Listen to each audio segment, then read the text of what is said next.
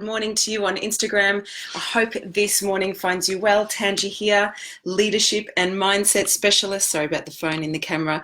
For real estate and property professionals that really want to grow themselves, their people and their business in the least amount of time. Holistic Homes, good morning. Welcome to you. Meek Candy joined. G'day, Meek Candy. Sean, good morning. I feel like doing this with you, Sean.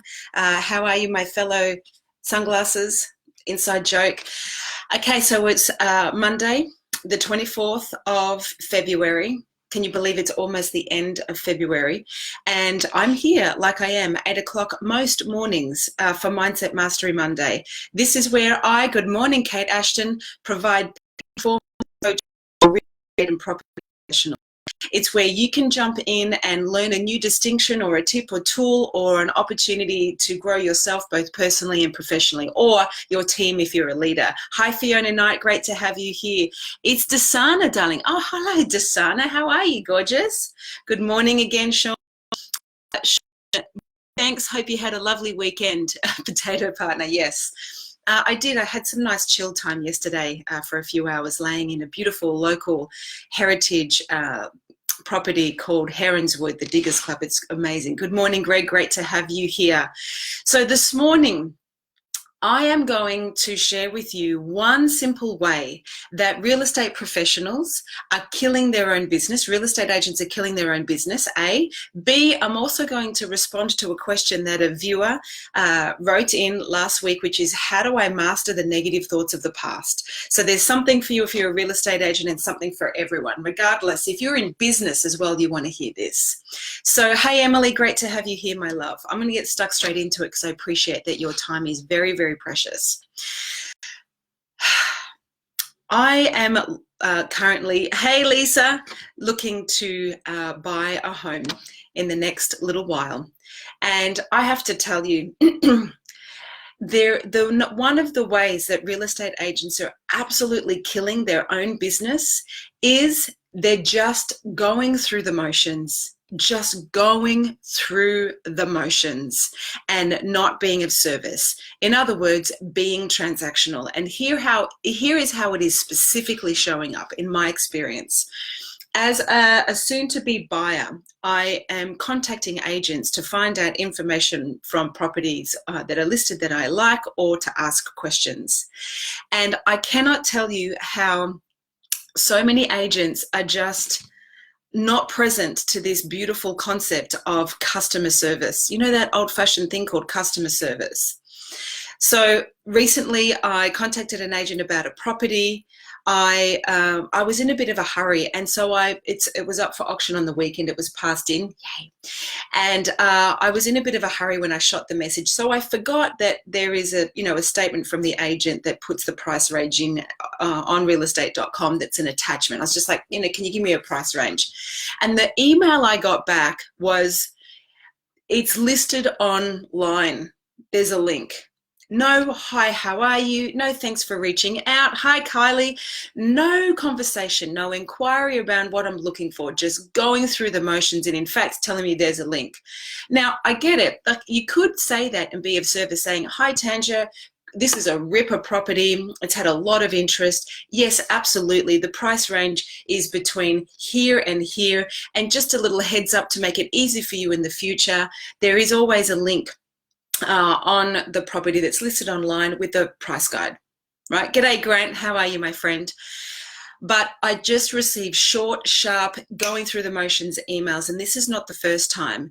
So agents, if you're watching this, I really encourage you to remember that when you're dealing with vendors or buyers, because a lot of agents, because I do the training. Good morning, Lisa Novak. A lot of agents are so focused on the vendor and they forget that buyers are future vendors too. And if you're just going through the motions in your business, you are becoming transactional and you are missing out on huge opportunities, because that is my first connection with you. And if you don't make that effort, I'm not likely to engage with you in the future. Does that make sense? Joe Mooney, g'day, great to have you here. Good morning, good morning. Lisa saying good morning to everyone. Lisa, first of all, congratulations. You are speaking at ARIC. Boom, shakalaka, sister. How cool is that? 2 years into the business, you're a social media queen, and you're going to stand on that stage and share your smoky-eyed love with everyone. I'm so happy for you. I'm so proud of you, and I cannot wait to see you do your thing, girl. Yes, I love you. I love you. I love you. Well done. Patty, good morning. So the impact when agents are just going through the motions and being transactional is you seriously miss out on opportunity because you don't get a second chance to make a first impression. I'm going to say that again. Hey, Lisa on Facebook, Emily on Instagram is saying, go Lisa. Okay, so you're getting some love here as well. Maria, Worthy Woman, thanks for tuning in. So you never get a second chance to make a first impression, and when you just go through the motions and you're transactional with people, that's the first impression you give them. So I want to give you 4 tips. Oh, what else is the impact? I'm unlikely to want to deal with you. I'm unlikely to want to do business with you. I'm unlikely to want to refer you, and I'm just going to have a disconnection relationship with you, even if I have to engage, with you. And this has happened to me so many times, particularly as a buyer or in the days that I've been a tenant. Just the hearing through my special. Now think about it. If you have a buyer that is looking to buy a home, if you don't treat that buyer as important as you're treating the vendor, then you are sabotaging the fulfillment of the thing that the vendor signed you up to do. I'm going to say that again. If you don't treat the buyer as important as the vendor, you are sabotaging the fulfillment of the very thing that the vendor signed you up to do, meaning you're getting in the way of the process. You are sabotaging the fulfillment of the sale. That buyer that's inquiring could be the one, and it could be the one that has emotional connection with that particular property and would pay more. But because you're going through the motions and not providing service, you're missing out. Now, let me also share with you, by the way, is this making sense? Hey, Steph, I'll chat with you later today, my love. So according to CoreLogic, when vendors agent, by the time they've signed the authority to the moment they've sold their house, their confidence in their agent of choice drops by 47%. That's because many agents, not all, because I know great agents that would never do this, but many agents are really good at seducing the vendors to get the business and then just drop them like a hot potato, go through the motions and don't service them. So their client experience drops.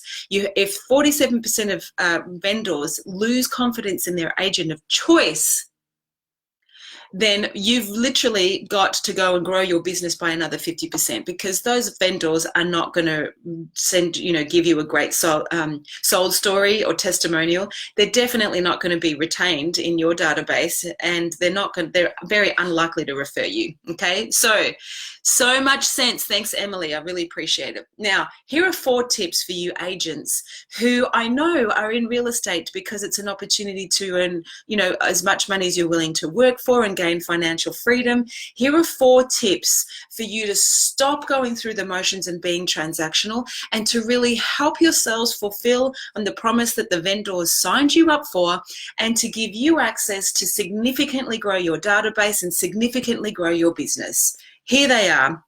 Ivana, great to have you here, my love. Number 1, treat every client, whether they be a vendor or a buyer, a landlord or a tenant, but in this case, I'm talking about buyers. Treat every person like it's your first time. Treat every time that phone rings or you get an email like you are a rookie and you are hungry to grow your business.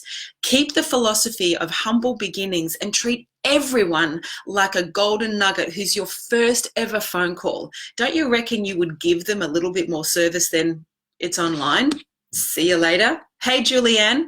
Okay, so that's number 1. Have this background distinction that every single phone call, every email, every text, every message is your first one, and come from a place of humility.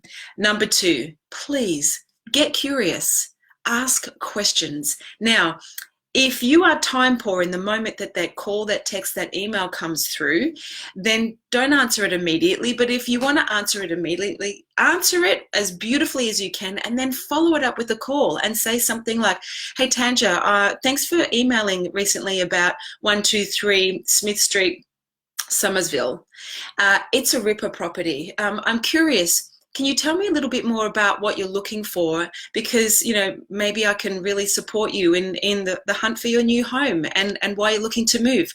Like, honestly, you make the effort to do something like that, which seems so simple to me.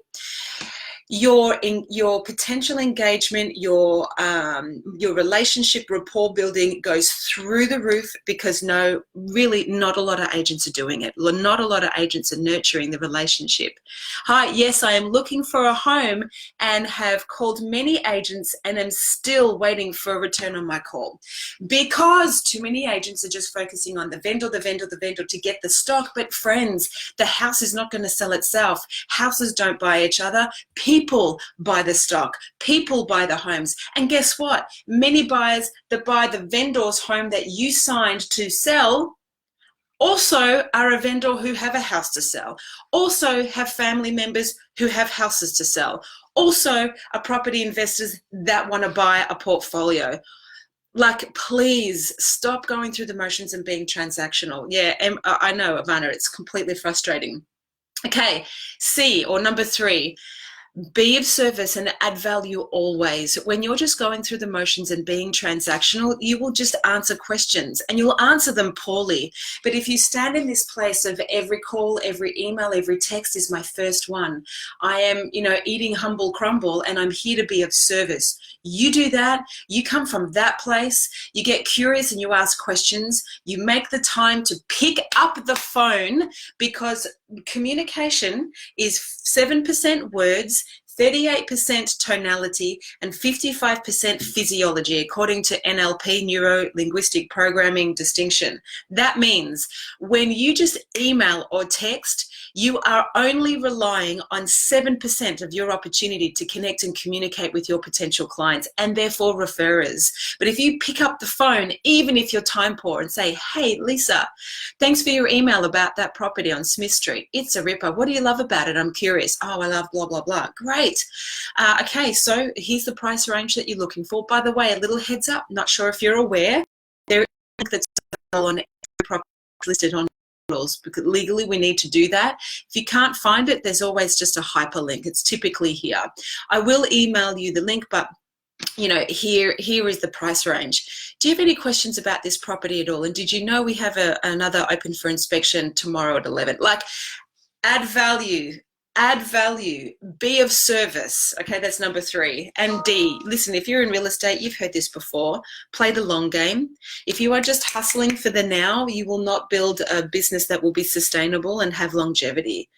So, real estate agents, one way that you are killing your own business is you're going through the motions and you're being transactional, especially with buyers. Houses don't sell themselves. It's buyers that buy houses, and buyers often are vendors. So how do you transform this to increase your ability to grow your business, add more value, expand your database, and have that will you treat like it's your one, eat some humble crumble and have some gratitude for every email, text, and phone call that you get. Get curious and ask genuine questions to find out more, and let that buyer know it is now your mission to find their greatest property and their home or investment property. Like, make it your mission. C, be of service and add value in every call. How can you add value? How can you be a contribution rather than just go through the motions? And 4, or D, play the long game. Please know that every interaction you have with someone might not be a transaction now, but in the words of Maya Angelou, people will forget what you said, people will forget what you did, but people will never forget how you made them feel. I'll help you smile, says Sean. Okay, tell me more, Sean. What do you mean by that? Okay, so that's my rant on one way that agents are killing their own business. It's all about going through the motions and being transactional. What do you think of that? Hey, Julianne and Lisa Novak, tell the buyers you'll get them through before the property launches on realestate.com. You'll win hearts. See, this is one of the reasons why Lisa Novak is speaking at AREC and why she's on so much on social media and getting so much inquiry to speak, is because she's treating people like gold. Just go to the Novak Properties office. It's like a club. There's a deli bar and coffee machine, and you can have I don't know, can you have espresso martinis? Good morning, Jim. Greg, good morning.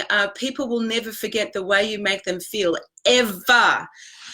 Listen, real estate is not just bricks and mortar, it's people's homes. It's where they chart the growth of their kids on the walls, where couples fight, make up, make love, make babies, nurse palliative care, grandparents, kids study and cram for exams to build their future. Like, it's beyond just your listing and your commission. And so if you're watching this and you're struggling in your business, you need to make like Gandhi and Mother Teresa. You need to lose yourself in service of others. You need to treat every single person like a VIP, because as we said, people will never forget how you make them feel. Lisa's saying, come in, guys. Awesome. Hey, Nicholas. G'day. Nicholas Sarek. Good morning, my love. How are you? Joanne Black, I don't know if I said good morning to you, but good morning. All right, now I had a question during the week. By the way, I love it when you send in questions, because this is why I'm here, just to be of service, just to add value, because I can. If you send me a question, I won't answer it with your name or where you're from. I will just answer it. If I don't have a good answer, I'll find one. So this question was sent in by someone on Instagram, and they wanted to know how to master the negative thoughts of the past. Now, as an NLP practitioner and trainer, I'm a geek about this stuff. And as human beings, here's what I want to say first. You and I have 60 to 90,000 thoughts a day. 90% of them are exactly the same regurgitated thoughts as the day before, and 85% of them are negative. Inside our brain, we have three brains. We have a subconscious brain, a limbic brain, and a neocortex. The subconscious brain is the brain that's full of stuff from the past, full of beliefs, judgments, opinions, assessments, and ideals based on every situation that's happened in the past. The limbic brain is the emotional brain that is always looking for the why before it makes decisions. Agents, that's the brain you got to connect with. There's more on that to come. And the neocortex is the rational brain that helps make clear decisions that are uninfluenced by the past of your subconscious brain. So the first thing you've got to know is, this brain of ours is busy being busy. 60 to 90,000 thoughts a day. 90% of them are the same regurgitated thoughts as yesterday, and 85% of them are negative. So how do we master them? We have to know that every single thought that we have over and over and over is literally building the neurological circuitry in our brain that is hardwired for either survival or, surviving or thriving, fear or love, struggle or success. That's really it. And here's what I know.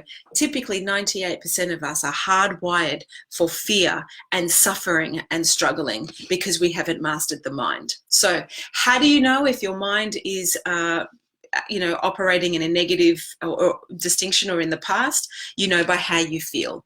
Every thought and belief that you have, that I have, impacts our entire physiology.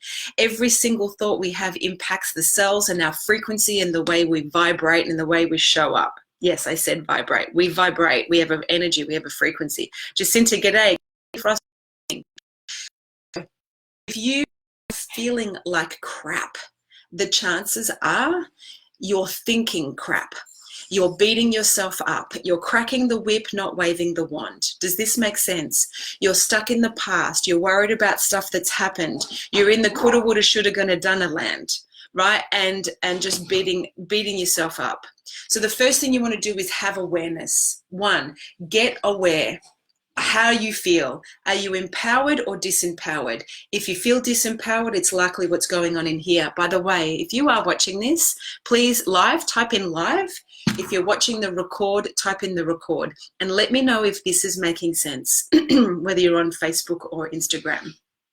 So how do you know if you're empowered or disempowered? You know by how you feel. You know by how your energy is when you wake up in the morning, if you feel like you want to seize the day and get into action, or if you want to pull the doona over yourself and doona dive and not interact with anyone. And listen, we've all been there. I've been there recently. It's okay. We have to die and be reborn again. but you don't stay in the coffin forever and hang out in the cemetery of suffering and expect to live an extraordinary life. Okay. Vicky, hi, good morning. Thank you. Perfect sense, says Sean. Awesome. Thank you. Live from Hawaii, Carly Frost. Hello. Send us some Hawaii sunshine down here in Melbourne. So awareness is key. You're either empowered or disempowered. You know by how you feel. Now, here's what I know. If we, and I shared this, Sean, this all sounds familiar because I talked about this in our Richardson and Wrench training last week. If you know you feel like crap, there's typically impacts on you physically, mentally, emotionally, spiritually, and financially. Physically, you'll feel heavy and stressed out and stuck and sluggish. Mentally, you'll feel confused and lack clarity and you'll be questioning yourself. Emotionally, you'll feel insecure and you'll be doubting yourself and a lesser version of yourself. Spiritually, your soul will be absolutely unfulfilled. Financially, well, it's an energy game. If you're not going to get up and flow and in your mojo, it's going to impact your attraction energy and your ability to influence abundance and manifest abundance. Awareness is one. Two, you have to get that if you're not aware and actively doing anything about it and you're just in the impact of it all, there's actually 5 benefits to staying stuck, to cracking the whip, to hanging out in emotional quicksand that is keeping you here. And when I learned this distinction back in 2005, it literally was the catalyst for becoming a coach. PK, good morning. Taylor, hi, great to have you here. Greg, I'm glad you're live. I'm glad you're alive. Thanks, Joe. Great to have you here as well. So there are lots of impacts, correct? If you're watching this and you're still here, there are many impacts to beating yourself up with the whip and doona diving and not pulling yourself out of the emotional quicksand and just getting back into life and getting the resources you need. Heaps of impacts, would you agree? Also impacts relationships and everything else. Now, but what are the benefits? If I was to ask you, what are the benefits of suffering? What are the benefits of hanging out in emotional quicksand and cracking the whip? What would you say?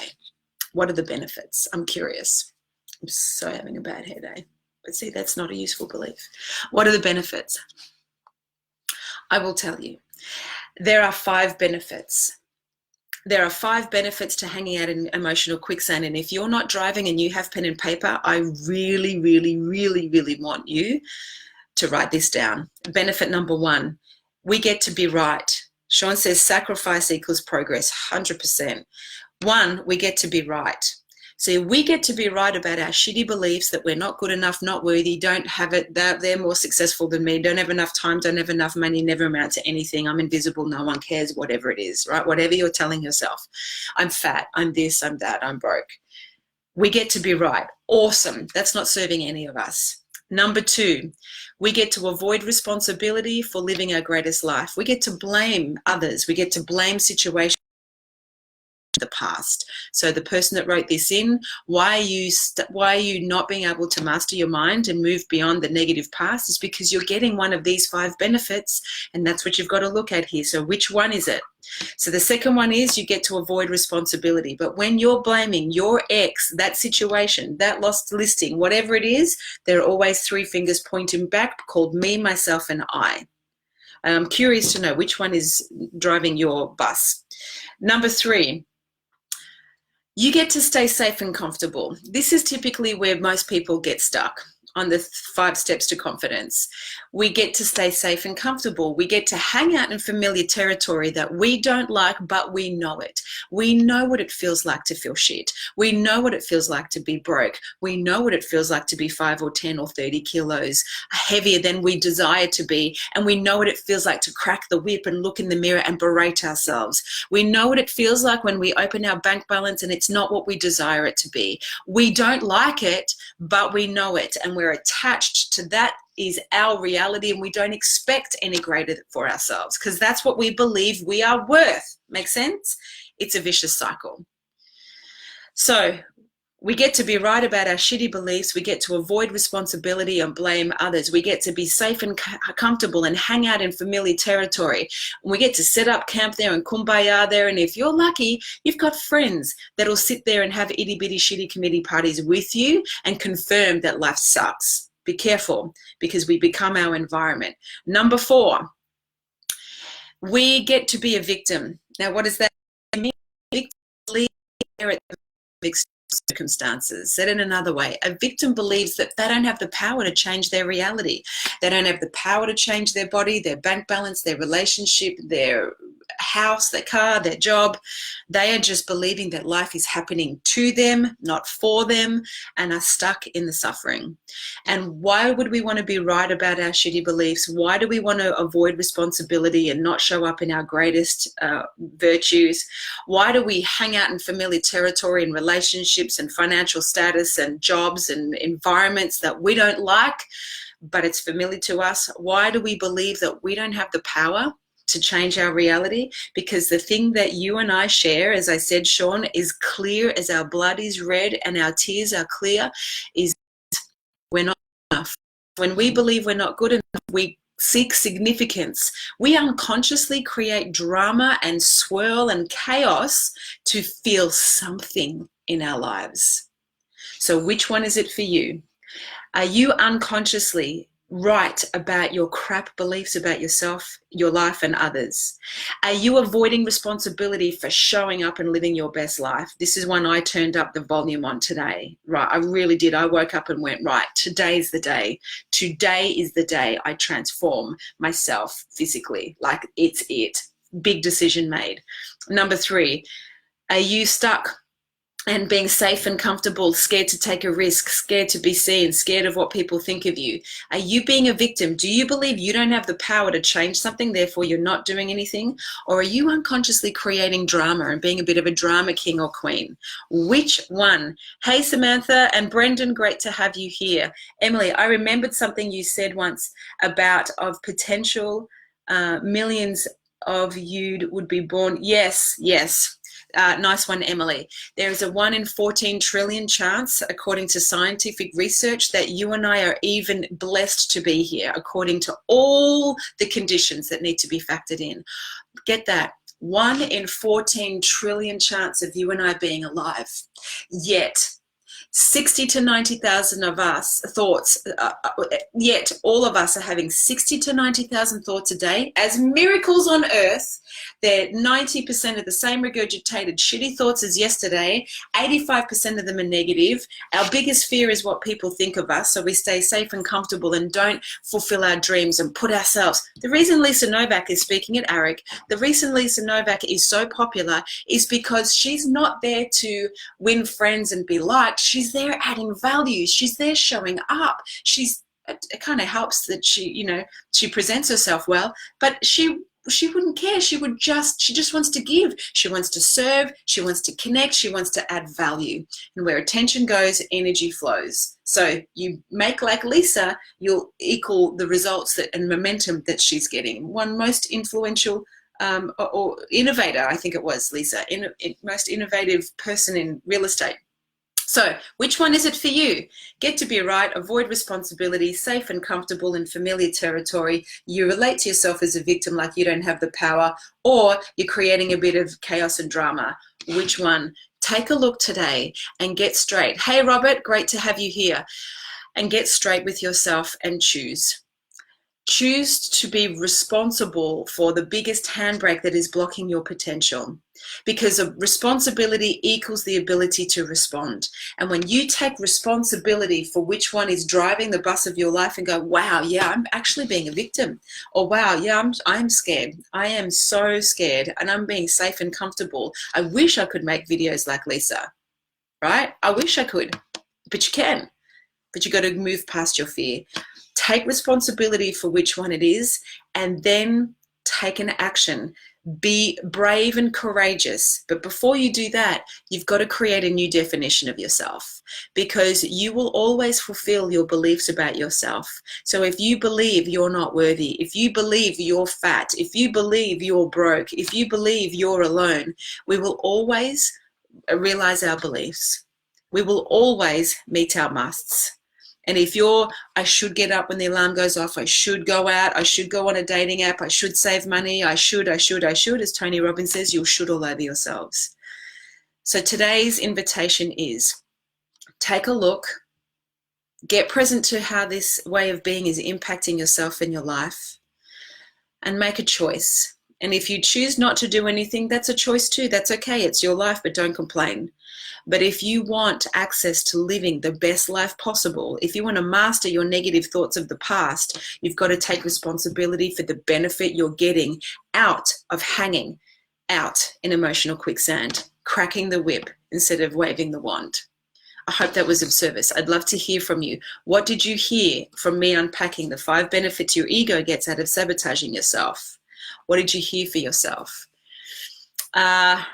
And, you know, really definition is decisive. Before you go into strategies for success, you've got to redefine who you are. And so who are you? Are you brave? Are you courageous? Are you determined? Are you committed? Are you willing? Are you loving? Are you gentle? Are you brave? Are you a leader? Who are you? Determine who you are and then take actions from that place. That was service.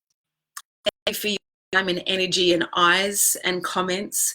I'm 100% here for you. Everything that I do is in service of you getting access to living and fulfilling a life that you love and the life that you desire. And I also do this because I'm maxed out with one-on-one clients, and we actually have a wait list for people to join for one-on-one coaching. And I don't want a wait list, or if you don't have the financial resources for a client, to get in the way of you getting the help or the support that you need. Getting ready to leave my comfort zone big time. Oh my God, Kate Ashton, yes. Riding 500 kilometers across Thailand in 5 days, over 5 days, awesome. You know, if you, I don't know where I was with Kate then, but you know what I mean? Like, it's a choice. It's a choice. So I do this for you. That's what I was saying. I do this because I want your research to be a reason why you don't get the resources that you need to grow yourself in your life. If you are stuck, if you are struggling, if you're like, yeah, I get this, but I don't know how to move forward, please DM me and I'll be of service and answer any question I can. So with that, I'm going to leave you. That was Mindset Mastery Monday. Half an hour of free peak performance power. I will be back Friday, 8 o'clock Eastern Standard Time. And Friday, I always reflect on the key coaching themes from the week and just rapid fire my tips to help give you access to achieve breakthroughs for yourself and your life. Thanks for tuning in. It's true, says Sean. What's the 5th one? I missed it. The 5th one is seek significance. Get to be right, avoid responsibility, play safe and comfortable, hang out in familiar territory. You're a victim, you don't believe you have the power, and you're seeking significance because you don't feel you're good enough. And how we do that is we create drama. We just create drama and swirl and chaos to get attention. We don't know we're doing it, by the way. It's deeply unconscious, but that's what we do. Thank you for your time. What a great way to start the day, Sean. You are welcome. Taylor, thank you for this. You are so welcome. Thank you. Like, really, I would show up if one person was on. I would show up if 1,000 people were on. The more the merrier, obviously, because one conversation can impact more people. But I just am so grateful you would choose to spend your Monday morning with me, or that you would be listening to the record later on the treadmill or as you're doing your letterbox drops. I wish you well. I love you. Thanks for making the choice. I hope you got some value out of this conversation. Thanks for the love. And remember, I'm here for you. No matter what you're going through, if you have a question, issue, challenge, or concern, please DM me. Please write to me on Facebook. Please email me at tanja@tmjcoaching.com.au. I will do my best to answer it, and anonymously, and I won't say where you're from, and I will get resources to help you if I don't know the answer. Okay, Kazi, we're just about to sign off, but feel free to watch the record. You're welcome, PK. Much love, and remember, hi Joanne. Thanks again for your donation, beautiful. In the words of the late, great Maya Angelou, I've already mentioned it, but I'll mention it again. People will forget what you said. People will forget what you did, but people will never forget how you made them feel. Thanks for making me feel on purpose and valued. Go make yourselves and others feel great today. Mwah. I love you. Be well.